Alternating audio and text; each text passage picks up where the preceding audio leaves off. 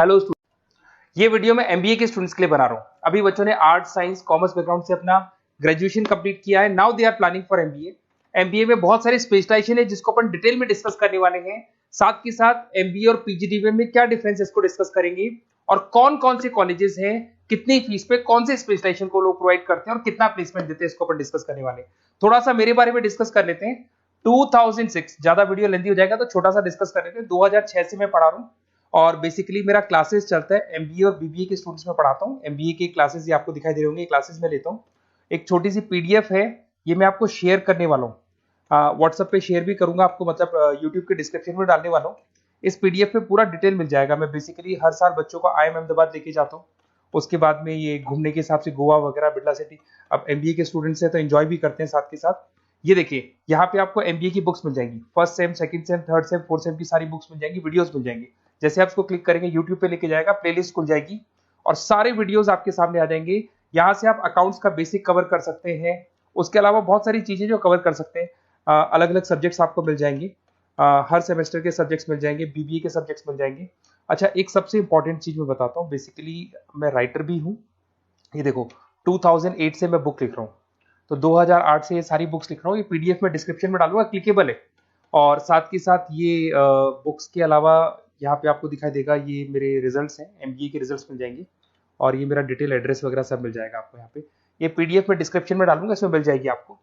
अब देखिए, अपन एक एक करके सारी चीजें डिस्कस करते हैं। थोड़ा सा ये डिस्कस करते हैं एमबीए में और पीजीडीबीएम में क्या डिफरेंस है।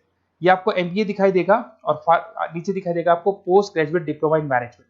तो अगर एमबीए की मैं बात करता हूँ तो एमबीए में करीब करीब फीस कम रहती है एज कम्पेयर टू पीजीडीबीएम। उसका रीजन क्या है? क्योंकि यहाँ पर जो यूनिवर्सिटी रहेगी वो गवर्नमेंट यूनिवर्सिटी रहती है। कॉलेज तो प्राइवेट रहेगा पर यूनिवर्सिटी कौन सी चलेगी? गवर्नमेंट। तो यहाँ पे हमेशा फीस आपको कम मिलेगा। और करीब करीब कॉलेजेस यहाँ पर भी 1 साल के अंदर इंटर्नशिप लगाए थे। देखिए, इतने सालों से मैं पढ़ा रहा हूँ, बच्चों को देख रहा हूँ, अलग अलग कॉलेज से बच्चे निकलते हैं। जॉब को लेकर सबसे बड़ी प्रॉब्लम आती है। अगर बच्चे का जॉब नहीं लगा ना, तो मतलब नहीं है उसको एमबीए करने का। 2 साल उसने कंप्लीट भी किया, पैसा भी लगा दिया, और वो अगर घर ही बैठना है तो 2 साल पहले ही बैठ जाओ। Why to waste the money. तो यहाँ पे क्या है कि कॉलेजेस क्या करते हैं, कुछ कॉलेजेस वो 6 महीने से 1 साल के अंदर अंदर इंटर्नशिप लगा देंगे आपकी। इंटर्नशिप के अंदर आप लोग जॉब करेंगे और जॉब के साथ में जो भी पैसा आप निकालेंगे वहां से, वो कॉलेज की फीस भरेंगे। और साथ के साथ आपको एक्सपीरियंस भी होगा, और वो experience at the time of job आपके काम आएगा। अब देखिए, एमबीए में फीस कम रहता है एज कम्पेयर टू पीजीडीबीएम, तो यहाँ पैकेजेस भी थोड़े कम रहते हैं। दूसरा, अगर मैं पीजीडीबीएम की बात करता हूँ तो यहाँ थोड़ा सा फीस स्ट्रक्चर ज्यादा रहते हैं। यहाँ पे इंटर्नशिप लगवा देते हैं लोग, और यहाँ फीस स्ट्रक्चर ज्यादा होने से आपका पैकेज भी थोड़ा ज्यादा रहता है। अब देखिए, यहाँ पर थोड़ा सा जो कैरिकुलम है, बोलते हैं कि एडवांस कैरिकुलम एमबीए भी यूज नहीं करते हैं, बट यहाँ पे एडवांस कैरिकुलम यूज करते हैं। बट करीब करीब आजकल गवर्नमेंट यूनिवर्सिटी भी अपग्रेड होगी, तो अपना कैरिकुलम वो लोग अपग्रेड कर रहे हैं, तो ऐसा कोई ज्यादा डिफरेंस नहीं आता। पैकेज को लेकर थोड़ा डिफरेंस आता है। तो ये सारी चीजें अपन डिस्कस करते हैं। साथ के साथ सबसे इंपॉर्टेंट चीज, specialisation, business analytic, fintech, marketing, HR, IT, operation, supply management, इनको अपन डिस्कस करते हैं। कौन सा स्पेशलाइजेशन कितने का पैकेज देता है, सबसे इंपॉर्टेंट चीजें अपन डिस्कस करने वाले हैं। यहां से देखो, आपको दिखाई देगा एमबीए इन बिजनेस एनालिटिक। देखिए, बिजनेस एनालिटिक का काम होता है, कंपनी का पास्ट डेटा एनालिसिस करते हैं वो लोग, और कंपनी को किस डायरेक्शन में जाना है, क्या कंपनी को करना है, क्या नहीं करना है, उसका पूरा एनालिसिस करते हैं बिजनेस एनालिटिक में। ये बेसिकली रिसर्च का जॉब होता है।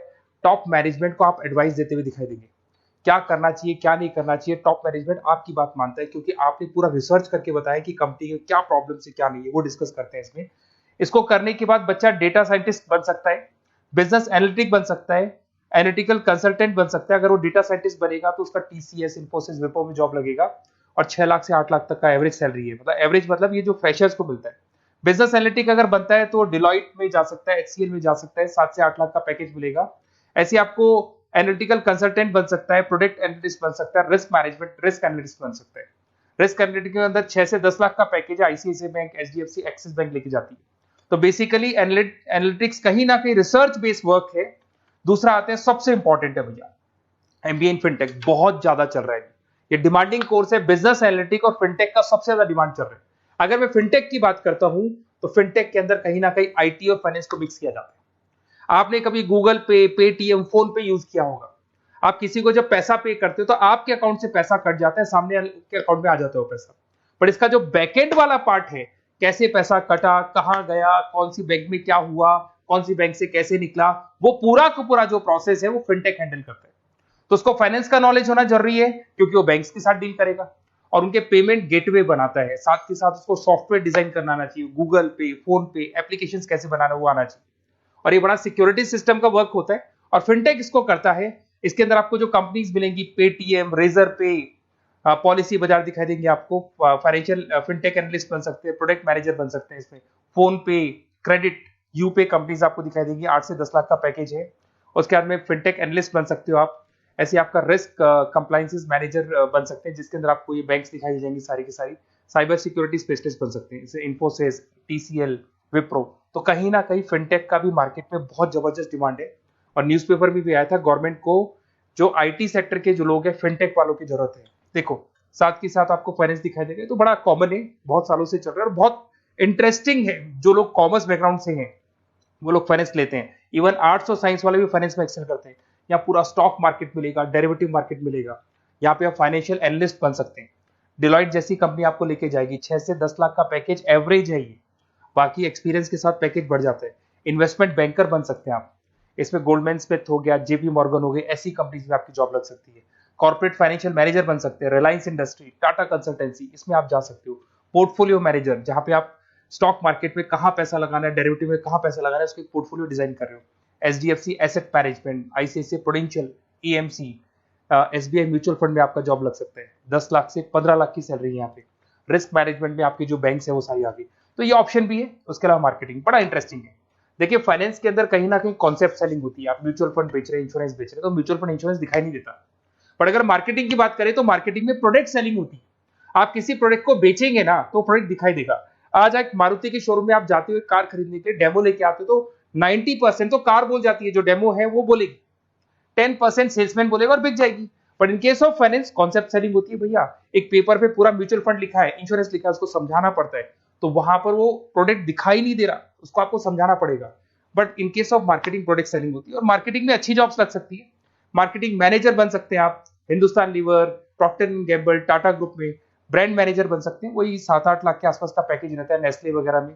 डिजिटल मार्केटिंग मैनेजर, आजकल ऑनलाइन बिजनेस बहुत चल रहे हैं, फ्लिपकार्ट, अमेजन, पेटीएम के अंदर सेल्स मैनेजर बन सकते हैं आप, प्रोडक्ट मैनेजर बन सकते हैं, एडवर्टाइजमेंट मैनेजर बन सकते हैं। ये पीडीएफ में डिस्क्रिप्शन में डालने वाला, वहां से आपको पीडीएफ मिल जाएगी।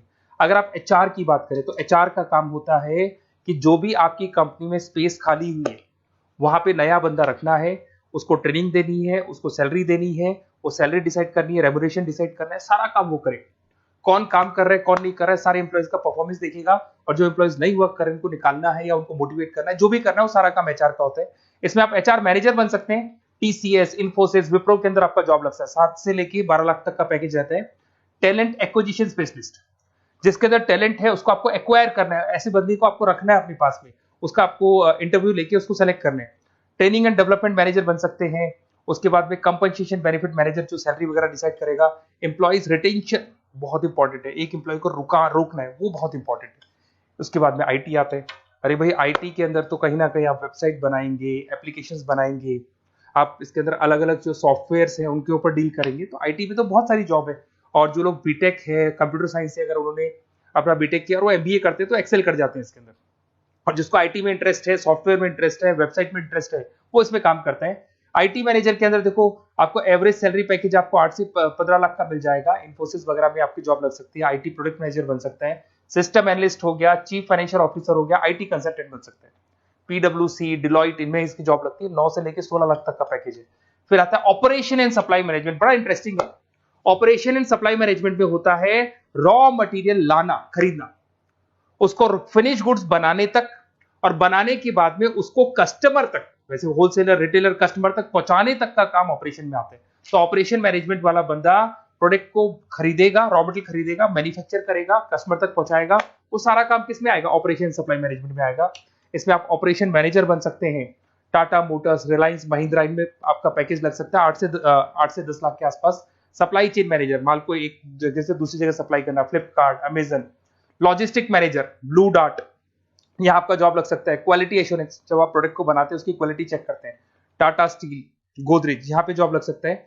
इन्वेंट्री कंट्रोल मैनेजर्स, यहाँ पे आपका जॉब लग सकता है, जिसमें आप इन्वेंट्री को कंट्रोल करते हैं, स्टॉक कितना रखे, जितनी जरूरत है, ज्यादा और कम नहीं रखना चाहिए। तो ये सारी चीजें मिलेंगी आपको। अच्छा, उसके अलावा थोड़ा सा मैं डिस्कस कर लेता हूँ। ये सब तो हो गया। यहाँ से देखें आजकल एमबीए के साथ में एक और कॉन्सेप्ट आया है जिसको एमबीए प्लस प्लस बोलते हैं। ये सारी कंपनीज है जहाँ पे आपका जॉब लगेगा, that is Motilal Oswal, SBI, इन सब में जॉब लग सकता है। और आजकल एक और कॉन्सेप्ट है जिसको अपन बोलते हैं MBA plus plus.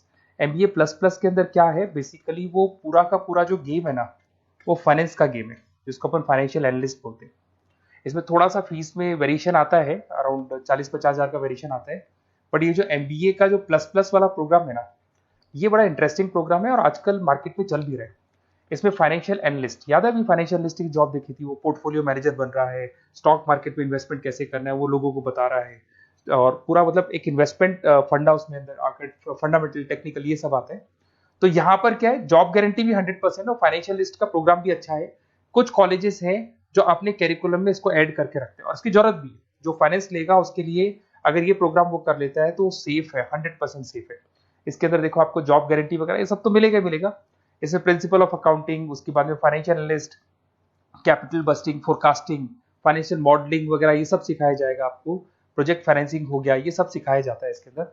Valuation of business हो गया, वैल्यूएशन ऑफ इक्विटी हो गया, उसके बाद में आपका एक्सेल वगैरह ये तो सब सिखाएंगे, बेसिक है सारा।